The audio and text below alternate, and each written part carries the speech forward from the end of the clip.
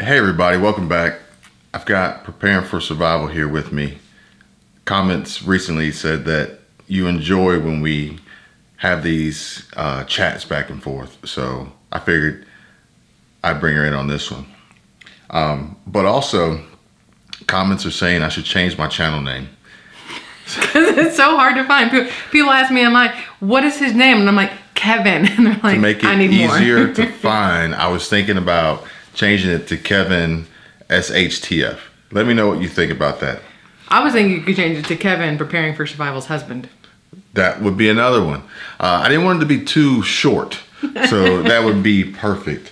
But I don't know if you guys are really going to be ready for what I have to share with you today. It is really disturbing, and Michelle actually doesn't even know what we're going to be discussing today. This is what he does to me, so I can't think too much about it. But the beauty of it is I want honest and natural responses and reactions. My about on my channel says, just keeping it real. That's it. And the beauty of this channel and you guys watching is that I know that you are very smart and intelligent. So I can have these conversations with you and know that they're not going to be taken the wrong way. They're only going to be taken for the use of gaining knowledge and education to make better choices and decisions for the SHTF that's coming. If you do not fall in that category and you do not like what I have to say, you're more than welcome to leave. But the crazy thing about this is that the situation we're in right now, it's going to be much harder for them to fool us like they did in the past. Fool me once, shame on you. Fool me twice, shame on me. I don't know why she's laughing. Yeah, George Bush. Oh. When he's like, fool me once, shame on you. Fool me twice, can't fool me again. Can't fool me again. Well, yeah, you shouldn't be able to fool me again. And I do think that they are trying to fool us again. For those who are not paying attention, for those who are not really listening to the warning signs that are out there, that are being shouted every single day. Do not get fooled twice. Do not get fooled by the same trick twice, for sure. We have a new epidemic disease reported from North Korea today. I don't know if you guys have heard about this. We also have a lot of people scared and fearful Americans taking to Twitter today as they are being locked out and left in the dark by their banks, restricting them access to their money and leaving many simple questions unanswered.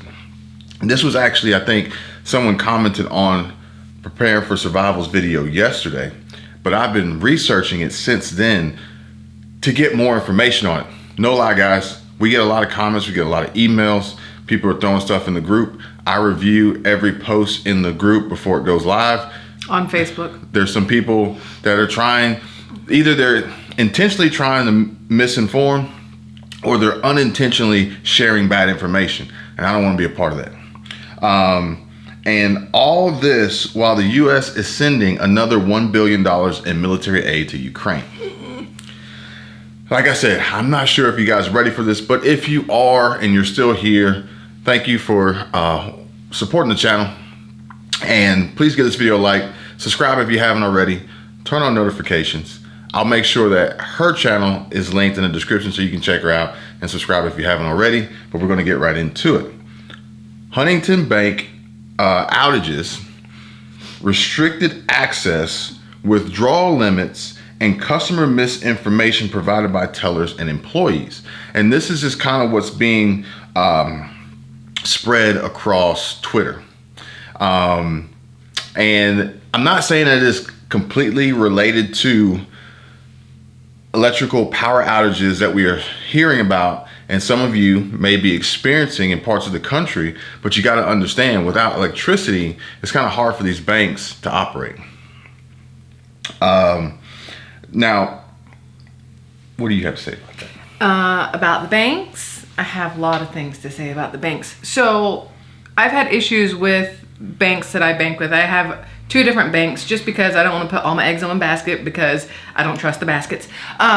But, one bank will say, hey, you can only transfer this much money one day between your own accounts. You can only send this much money one day from yourself to somebody else.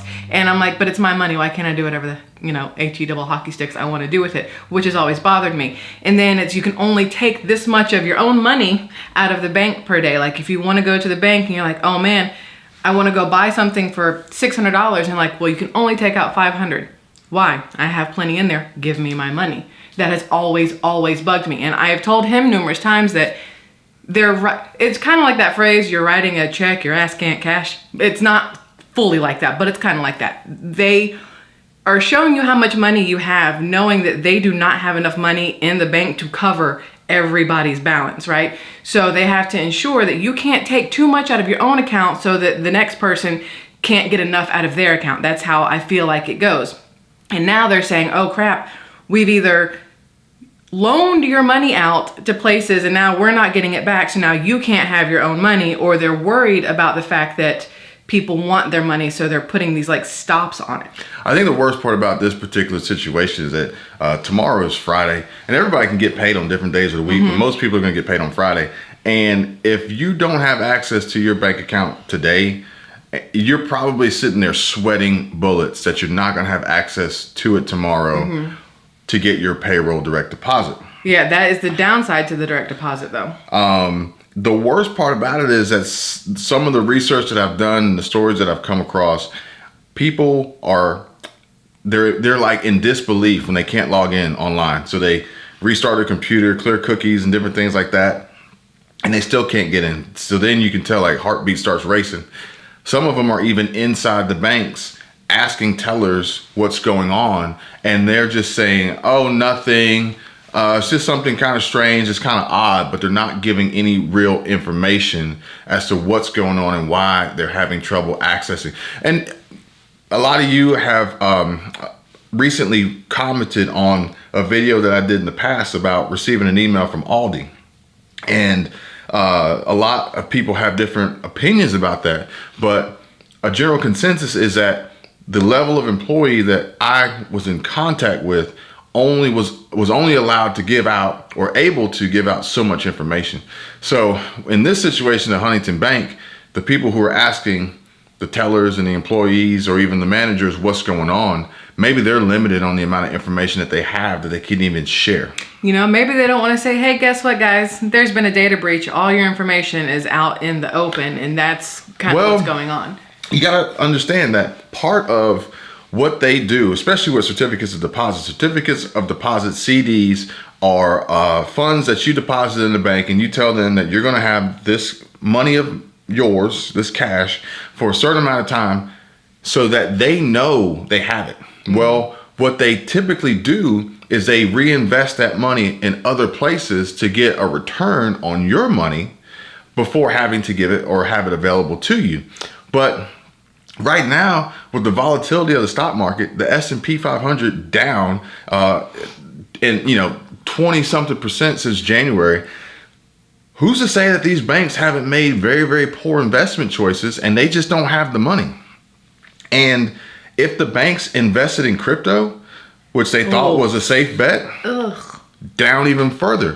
But what you got to understand, but with crypto, especially with Bitcoin, it is electric dependent. You need electricity. You need tons of power to mine crypto or Bitcoin. And we are seeing a catastrophic domino effect collapse right now from the banks, from the electrical grid, from our government, legislators, politicians, lawmakers. Like, we are being failed to the highest degree. And this is just the beginning.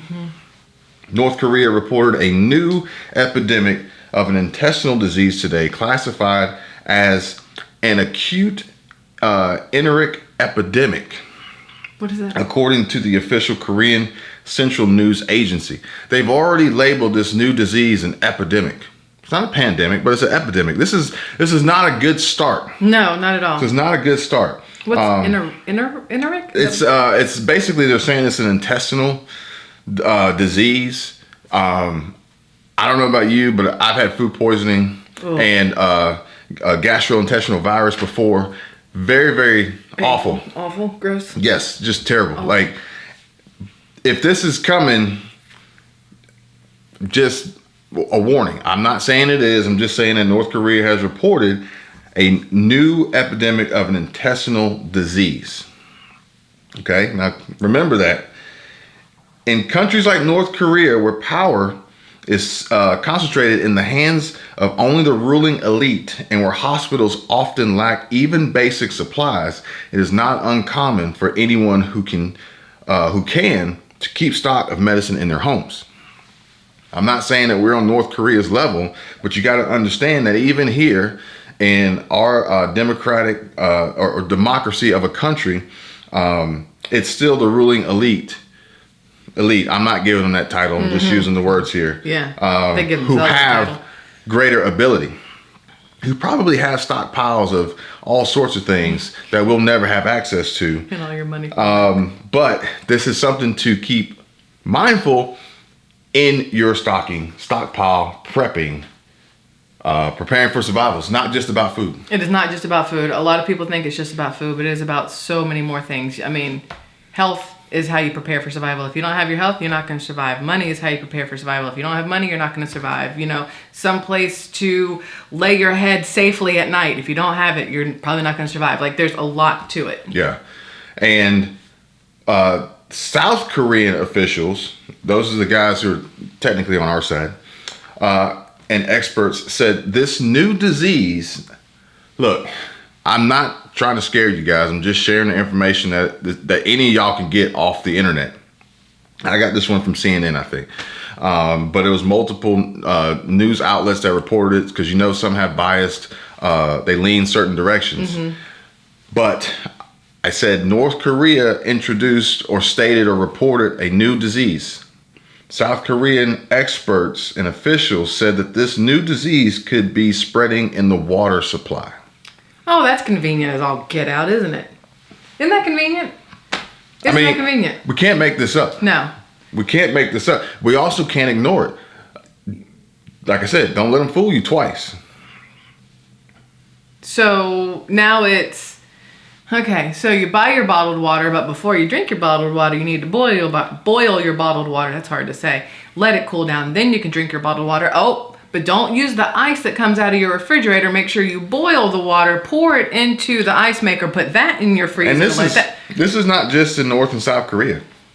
If we are to see this approach the U.S., which we've already seen it, Flint and, you know, the water situation, like, it can be in the water. Like, don't get fooled twice.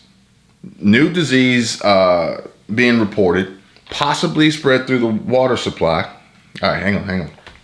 You know me. I don't know how to hang on. I just want to jump in. Meanwhile, Biden is seeking $88.2 billion for the next pandemic mandatory funding for biodefense strategy. So we're pre-planning for a pandemic that we've never really had to pre-plan for before, right as the possibility of another pandemic rears its nasty You got little North head. Korea claiming of a new disease and epidemic, South Korea claiming that it could be spread through the water supply, and U.S. trying to raise 88 or have access to $88.2 billion. I was about to say raise. Who are they raising it from? Well, they're taking it from us. Exactly. For the next pandemic. Okay, now think about this. This is just back to where we talked about the water.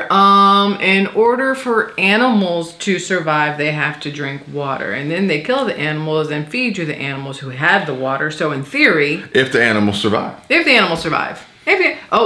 to say if the animals don't survive? They're still not going to cut them up and send them to you because that's money. So I'm not trying to scare you guys. I'm not trying to cause panic and chaos. But I am trying to bring you some information that you may not be aware of. And, you know, we all may need to take some serious consideration in how we are going to prepare, specifically water. Not just a stockpile of it, because you'll run through it. A means of being able to purify and cleanse and guarantee the safety of your water if this were to happen. So then the question comes down to, because look, you are the rational one. I am the fully irrational, highly emotional one, the yin and yang here. But the question is, where does North Korea get their water? Because North Korea is kind of, the a-hole of the country or the world. They kind of keep everything to themselves, whatever. So do they have like this big old water tank that they've got water sitting in, and if you let it sit too long, it can get a little funky? I don't know where they get it from, but I doubt they're using Fiji water. They could possibly decide who gets what water. So, okay.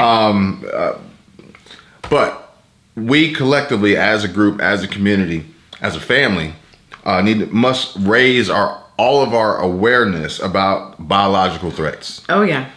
We also must be prepared to prevent outbreaks. For instance, I was watching Economic Prepper, and he posted a video, and he's actually ill. He tested twice, and he got 2 positives.